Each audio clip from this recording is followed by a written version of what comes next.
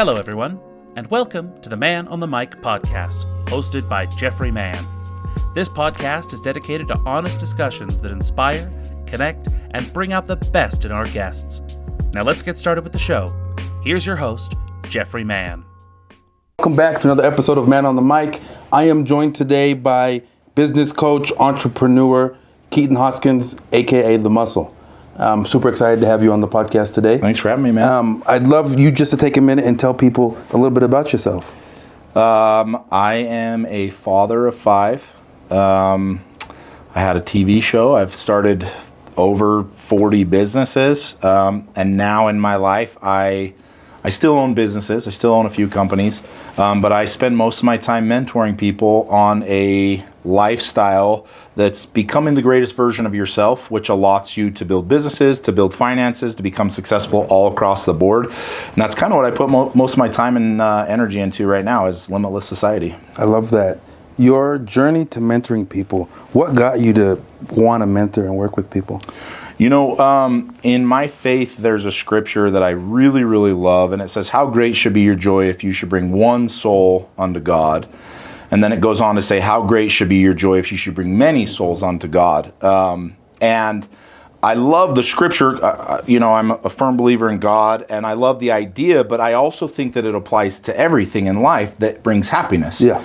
And so about 2 years ago, I was contemplating building my next business and my next venture, and I sat down with my wife and I said, I think I want to do something more. I want to do something more purposeful. And she said, well, maybe you should help people.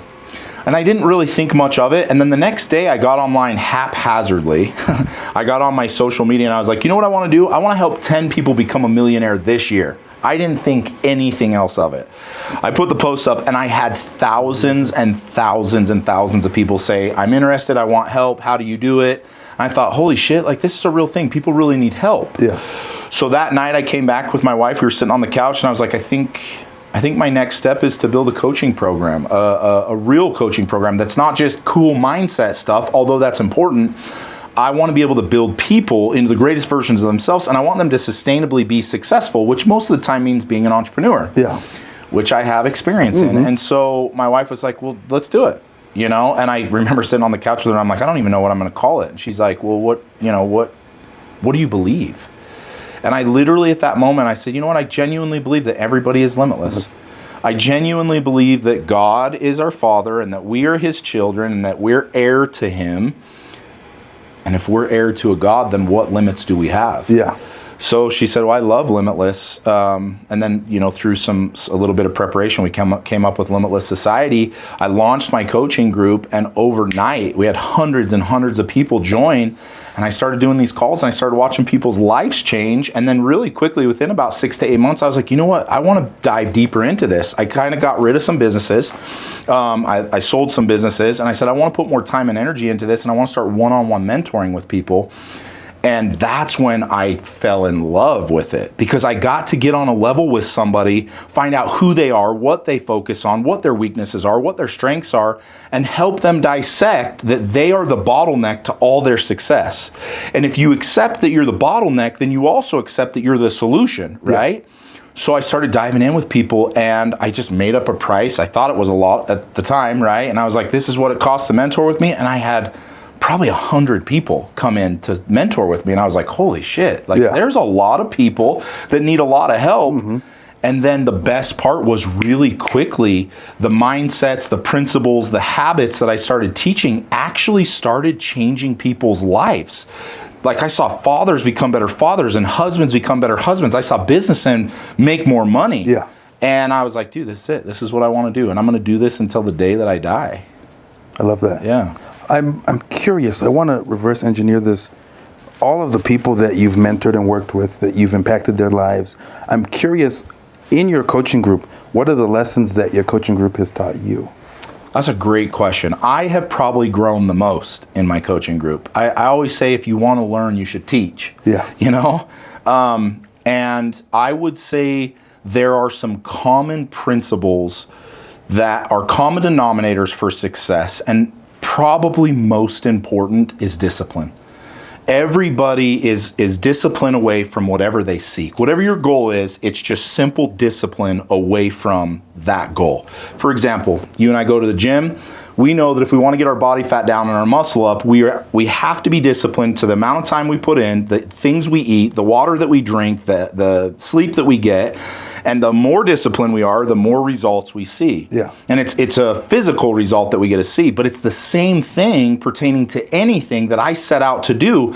It's just mere disciplined habits to the success that I want to have. So as I started teaching, I realized, like, Keaton, where are you undisciplined? Yeah. And where do you want to go? And you're only that discipline away, then I need to become more disciplined, which then led me to my greatest, I don't know if I would say it's an epiphany, but my greatest thought and what I teach, and I spend the majority of time teaching. And that is a really simple phrase, and it's true perspective breeds discipline.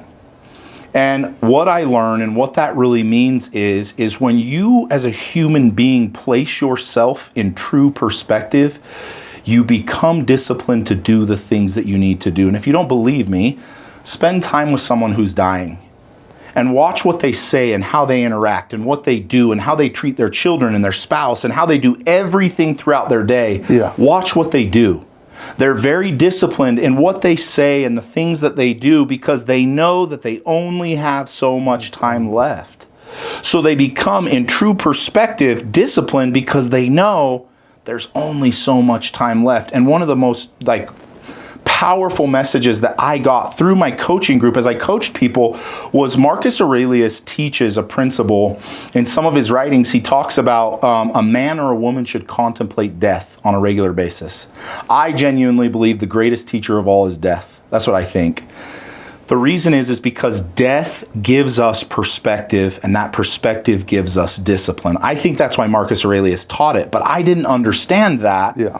That's what I had been doing all along. When I was 21, my father ended up passing away. Actually, in my arms, he passed away. And from that day until today, I have never, ever allowed a day to go by without thinking about death, ever. My dad was 47 when he passed away. And for some reason, in my mind, I always said 47 was the number I was going to go at. And dude, I'm 37, 38. That's 10 years from now. Yeah. And because of that perspective, I have stayed disciplined to a lot of things I otherwise wouldn't have been because I would procrastinate and I wouldn't do or I wouldn't say what I'm supposed to. So again, to answer that question, for me, the contemplation of death is what puts me in the right perspective, and that right perspective allows me to be disciplined, and then I accomplish every single thing. I now don't put goals out anymore until I'm fully ready to accomplish them because I know that it's only going to be the discipline away. And then I got to ask the question, am I really ready to bite that off? Yeah. You know? It's like when you get ready to compete for a bodybuilding competition, you're like, do I really want to get on stage? I know what it's going to take to get there. Do I really want to bite that off, right? And then you know it's only discipline to get there. Yeah. It's nothing else. So it's the same thing for me now. I'm very careful about what I put on my board, what I put on my goals, because I'm like, I already know to get there, I have to do that. Am I willing to do that? Yeah. And those are the things I've learned so much, but those are the most powerful messages I think that I've learned. No, I love that. I'm curious if that concept also, aside from business, has allowed you to be more present with your family and your kids and be more active in their life. 100%. When I say discipline, I mean discipline across the board. To be a good father, you have to be disciplined in your being present. You have to be disciplined in what you say and what you do and how much you're there. In your marriage, for your marriage to be good, you got to be present. You have to be disciplined in what you say and what you do. Here's a great example. The other night, I had a really big day ahead of me where I was speaking and I was doing a podcast and I was teaching, and it was just a very big day. And my daughter came up at like 3 a.m. and she was crying. And my first thought is, I'm angry. Yeah. Right? Like, you're keeping me up. I'm not happy, right? In that moment, I sat there for a moment to gain perspective. And I literally sat there and I said, Keaton, how many more years are you going to have a 3-year-old that comes up and cries to you Like, even if she doesn't die, or even if you don't die, how much more time do you get in this exact moment? Yeah. Right? And that perspective shift allowed me to be disciplined in the father I needed to be in that moment. Whereas instead of me saying, listen, get your ass and go back to bed, it was, I went from anger to smiling. And I was grateful in that moment that I get that moment. Because the truth is, when I'm 60, I'm going to be wishing that I had a 3-year-old that came and crawled in bed with me and was crying to me, right? So across the board, everything that I do, I implement that in my family, in my marriage, in my friendships, in my business, in my fitness. It's all across the board that gaining that perspective gives me that discipline that allows me to accomplish whatever it is I want to accomplish. And one of those, again, is being present. I think that the greatest superpower a human being can have is to be present in the moment. Yeah. I could go to a networking event with 100 people, and I guarantee you I'll be one of 100 that's actually present right there. Yeah. Not thinking about the stresses of yesterday, not thinking about the successes of tomorrow, but literally like, dude, I've been given this moment right here, and I should be right here. And even this, like, this is a great example. I had 6 meetings before this. I got 8 meetings after this. I have so many things, but how grateful I am for this moment with you on my couch where we get to have a conversation and be present right here. When I got so many things, you got so many things to think about, so many things to worry about, to be present and give you my time and you my energy, and for you to do the same, that's a superpower. Yeah. And that all comes from that perspective shift. That's huge. I love one of the things you said, and actually it's a lesson I learned from you and the event at your house. It was networking an event, and one of the things you started off saying is, hey, this is not a place where you hand out business cards. This is not being transactional. Get to know each other. Yeah. And just form relationships. Absolutely. And, you know, when you're in business, your mind goes into, well, I need to sell people in the room and tell them what I'm doing and everything. And that night I just sat back and I had conversations. Yeah. And I didn't even know what half the people did. Yeah. But I learned about their families and what they love to do and what made them passionate about life. And I think that's a huge lesson that you teach those in your coaching group, but almost all of your events, you talk about that not being transactional. You know what's so cool is when I have that conversation, I always teach that you should be valuable, right? The most valuable person always gets the most out of things, right? And that goes back to being non-transactional. I'm giving you something, I better get something in return. Yeah. Oh man, squash that. Just give and give and give. But here's the thing, a lot of people ask the question, well, how do I be valuable if I don't have any money? Yeah. Right? Well, I can share with you 1,000,000 times that I've been valuable to very influential people. And a lot of times it has to do with money. So they ask the question, well, how do I be valuable in a networking event if I don't have any money? It's like, dude, you know what the most valuable thing is? It's to listen. Yeah. When people show up at an event, you know what they're doing? They're trying to tell you how important they are. Mm-hmm. Because the number one universal principle that every human being wants is they want to feel important. Yeah. That's why people do what they do in their lives. They do everything they do based around wanting to feel more important. So when they go to these networking events, they want to say how important they are. Yeah. Let me tell you who I am and what I do. Let me tell you how I can help you and do all this shit. That never goes anywhere. But dude, if you walk into an event and you go, you know what, man? I want to add value and I don't have very much value. The only value I have is to ask questions and listen. I guarantee you'll bring value to a group that there's no value because everybody's there to tell you rather than listen to you. And again, if you walk in there with no transaction in mind, just wanting to throw as much value on the table as possible, you'll get out of a networking event what you want. People leave and they go, dude, that guy was awesome. Yeah. I don't even know what he does. I didn't even ask him. He didn't even say anything about himself. He just listened to me. Yeah. He allowed me to tell him how important I was. Then he reverberated back to me all the shit that was important to me. He made me feel important because he just listened to me. Yeah. And that's where, again, it's that value piece. And everybody can do that. Yeah. Listening is a huge, valuable thing we don't do in our society. Mm-hmm. We just get there, we want to talk, we want to spit up, here's my business card, here's all my shit, here's what I do. Oh, by the way, how can I help you? No, man. Let me bring value to you. Let me tell you about you. Yeah. Let me listen to you about you. And then that same person goes to do a business deal and they remember you. Yeah. And they go, I want to do business with that guy because he was so valuable to me. Well, and that whole lesson that you taught, I was at an event in Florida and I get into the elevator and Tim Story's in the elevator. Mm-hmm. And I see him and I'm just talking to him regularly. And some of the attendees got in the elevator with us and the lady looks at him and she's like, what do you do? And then, you know, he starts talking a little bit. Hey, I'm speaking at this event. And then when he goes to get off the elevator, she tries to hand him her business card. Yeah. And I'm like, this is the headline speaker tomorrow, and you're handing him your business card. So that same night, I show up to the nightclub and he walks in and he remembered my face. Yeah. And we just had a normal conversation. Yeah. And it was so powerful to see that in action, because if you try to push all the stuff and be so transactional, people don't want to connect with you. Well, and here's the other thing too. The higher level and the higher caliber of people automatically expect for a transaction to happen. Yeah. Right? So when I go to an event, everybody wants to get a picture with me. They want to get an autograph. They want to give me their business. They want to do business with me. I don't really want to sit and talk to those people. Yeah. But if I sit down with someone who, number one, either doesn't know who I am or does, but just wants to have a valuable conversation with me, that's the person I want to mess with. Yeah. That's the person I think about when I leave. It's not the person trying to give me some type of transaction and say, hey man, I listened to your shit. Now will you take my business card? You know what I'm saying? Yeah. And the higher caliber people, that's how you create that relationship with them. Mm-hmm. Like, dude, I have great relationships with the most influential people in the world because all I want to do is spit up value to you, and I don't want to ask shit in return. Yeah. Now, I was just telling you before we got on this podcast, I'm going down to Jake Paul's fight. Jake actually invited me to come and be with his team. We went to Lake Powell. I took him to Lake Powell, took him in my helicopter, spent the whole night with him, spent the whole day with him. Everybody there wanted a picture, wanted to post about him, wanted to get an autograph, wanted to do all this shit. I didn't want shit from him, dude. I wanted nothing. I was like, dude, whatever you want to do. And by the way, I don't want anything from you. I know that's weird for you because everybody, even your little posse, I know they all want something from you. I don't want shit from you, dude. Yeah. I literally sat and had a conversation with him. I said, because I know his dad really well. His dad's in Limitless. I said, dude, I got to tell you, you probably don't hear this a lot, but I'm really proud of you. Yeah.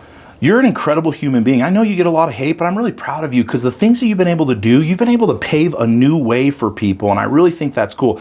Bro, he broke down in tears. He was a little bit hammered. He broke down in tears and was like, man, that really feels good. Like everybody, he acknowledged it. He's like, everybody here wants something from me. Yeah. You don't want anything. And he said multiple times, he's like, dude, I want to do more stuff with you. I want to do more stuff. And that's when he's like, hey, dude, for the Tyson fight, I'd love for you to come and be with my team and do this stuff with me. And I was like, I'd love it. I could have met him and been like, I think you're badass. Can I come to the fight? And what would that have done? Yeah. Yeah, dude, I'll get back to you. Yeah. But instead of adding value and asking for value in return, I just keep adding value and value and value and value over and over. I don't ever ask for anything in return, and it always ends up in my favor because I'm not transactional. I don't want to be transactional. I want to be a non-transactional character in a world of transactional characters. Yeah. And it always serves. Same thing, his older brother, Logan, I'm very good friends with.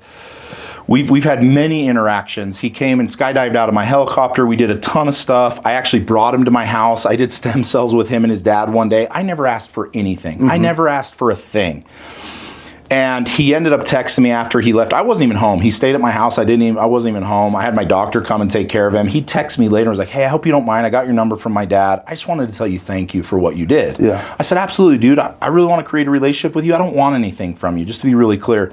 And what was so cool is a year later, which was last year, my daughter is a huge fan of Logan Paul. And she was here with all of her friends at the house. And I texted him and I said, hey, man, I know your time is valuable. What would you charge me to FaceTime my daughter on her birthday? And he's like, are you kidding me? And I said, no, what would you charge me? He's like, nothing. Yeah.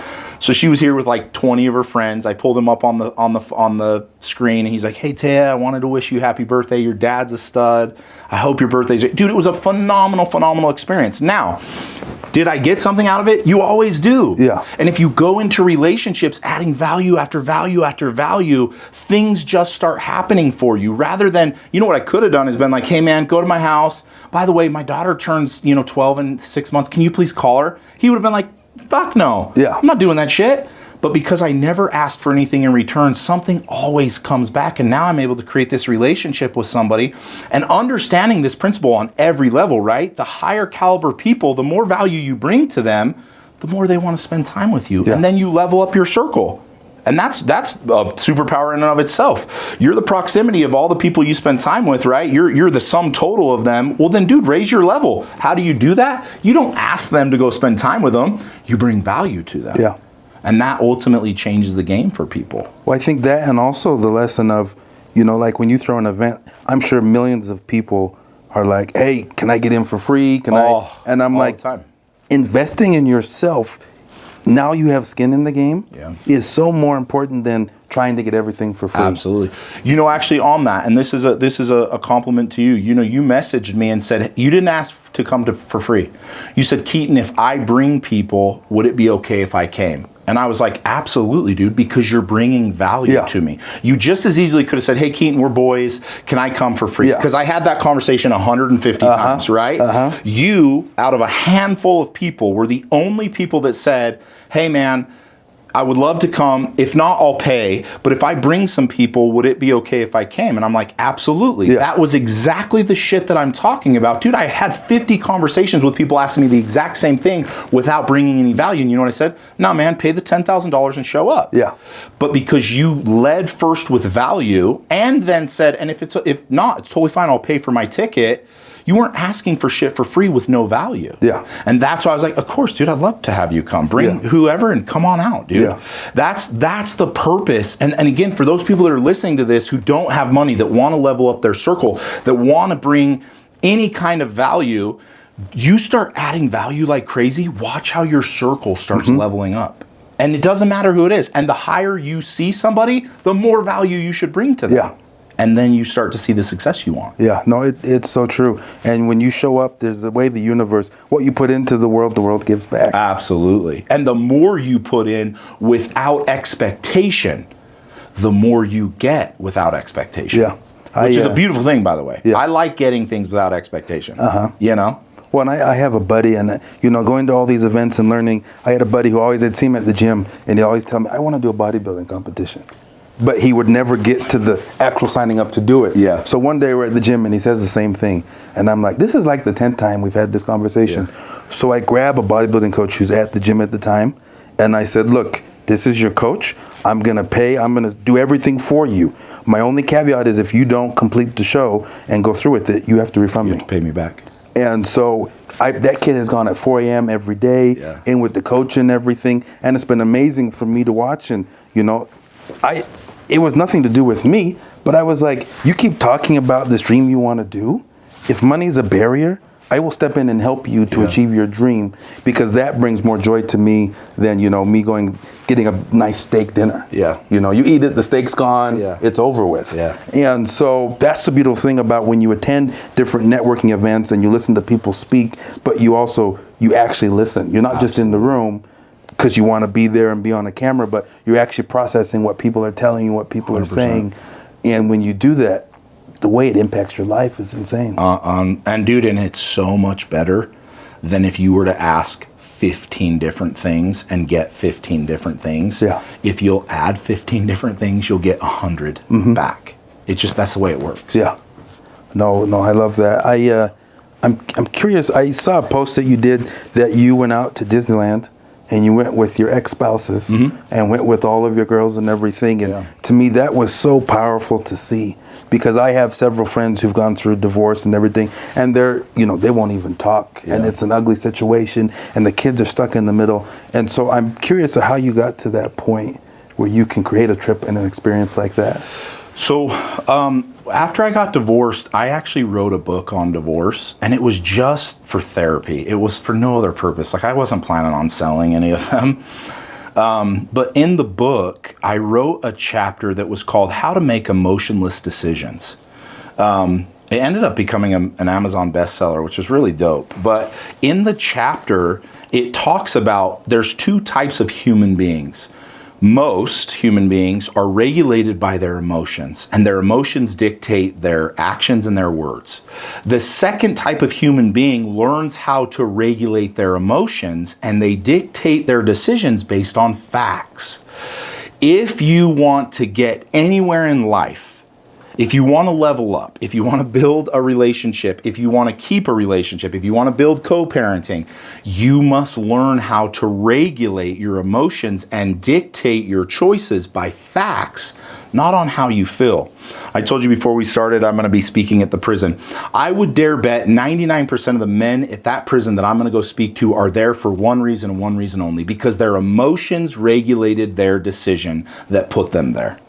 So if I understand that principle, and I understand the principle that most people are that way, if I wish to become something greater, I should learn how to regulate my emotions so that I can dictate my actions and my words according to facts. Well, here's the facts. I love my ex-wife. We have 2 beautiful children together, and we will be tied together till the day we die, no matter what. Yeah. It doesn't do anything good for my 2 children that we have together for her and I to be at wit's end. It does nothing good. What does do good is to show my daughters how a man should interact with a woman even if he wants nothing from her, which of course I don't need or want anything from my ex-wife. Yeah. So understanding that principle, I understand that the better relationship I have with her, the healthier I get to have as an influence on my children. Right? So to create that situation, I had to learn how to pull my emotions, regulate them, and dictate my choices and my actions according to what are facts. Well, what are the facts? The facts are that divorce happened and you didn't work out. The facts are that your children will be better off if you can learn to have a good relationship, a good co-parenting relationship, and love and respect each other as you raise your children that you both love. Yeah. And when I understood that principle early on in my life, I sought to fix that relationship as soon as I could so that I could provide and cultivate that relationship that we now have. And what's so dope, my wife's ex-husband, really great guy, my ex-wife, wonderful woman, they don't have the type of finances that I do. They would never be able to provide that memory and that experience to their children. They just wouldn't. Yeah. But I can. And how awesome it is that I get to cultivate an environment where I can take everybody out of love and respect for our children to go have such a beautiful memory at Disneyland, which we did. And it was a phenomenal experience where we all got along. We all, out of respect for each other, had a beautiful time. Our children had a wonderful memory. And my children aren't at this weird place in their life where they have trauma because their parents got divorced and they hate each other and they can't do anything together. Literally, after this podcast, I'm going to be leaving and going and watching my daughter cheer at her junior high with my ex-wife, because together we support her because we both love her.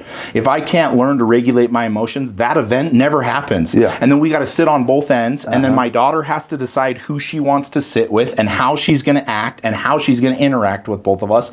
And it creates a horrible issue and problem in my children.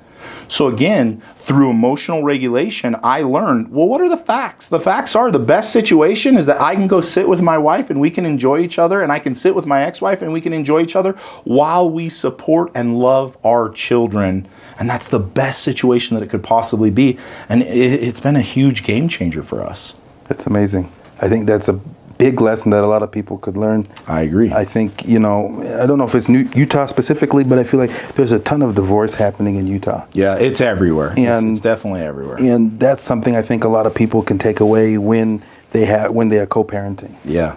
And dude, I'll tell you, the most powerful human being is the one that can step away from any type of argument or failed marriage or relationship and go, I know I played a role. I know they played a role, but I have no control over the role that they played. I only have control over myself. What can I do to rectify and build back this relationship ultimately so that things can move smoothly and actually happen the way they're supposed to happen? And it's all self-reflection. I had to step back and go, we didn't work.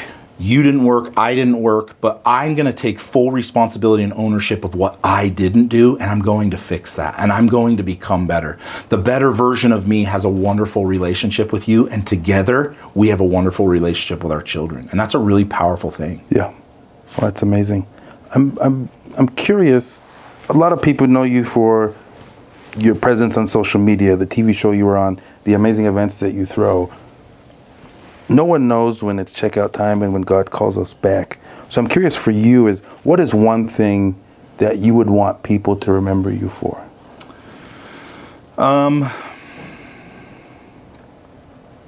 One thing I hope that I'm remembered for is that I was able to inspire people to see themselves as God sees them. I hope, and I will work until the day I die, of helping people see their true potential and see who they really are and help them open up their eyes to what is actually possible. I don't care if people remember me as successful or famous or whatever else they remember me for. I would like to be remembered. I hope at some point when that casket closes and whoever's there is there says, that human being changed my life as for how I see myself. Because how I see myself now is so much greater than before I met him. And that's what I'm shooting for, longing for, planning for, goaling for. Everything is based around helping people to open up their eyes to see who they really are, inspire them, motivate them, educate them to become a greater version of themselves. And again, I don't know how long I have. I might be done after this week. I might be done in 10 years. I don't know how long it is. I know it's a lot less than I think, and that's why I do what I do at such intensity that I do it. But I hope that I inspire people to open up to see who they really are. I love that.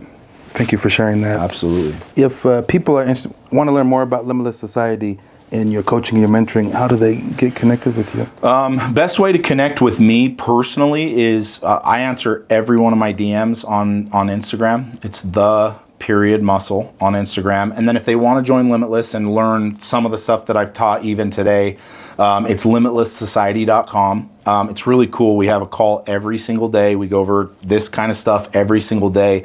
The truth is that you're really just mindset, skill set, and habits away from being successful. So if you can plug yourself into a system that continually teaches you that and shows you that, you'll be successful. And that's what Limitless Society is. So for those people who are listening and anything that we talked about today they like or they want to connect with, get your ass in Limitless Society, because this is what we teach. This is what the whole thing is. Awesome. Perfect. Well, thank you, brother. Absolutely. Thank you for your time and just being present. Absolutely. I appreciate it. Thank you for tuning in to Man on the Mic. We appreciate you spending your time with us today. Remember, our podcast is available on all platforms, so you can listen anytime, anywhere. Be sure to subscribe and stay updated. New episodes drop every week. Until next time, keep the conversation going. And as always, stay true to yourself. Thanks for watching.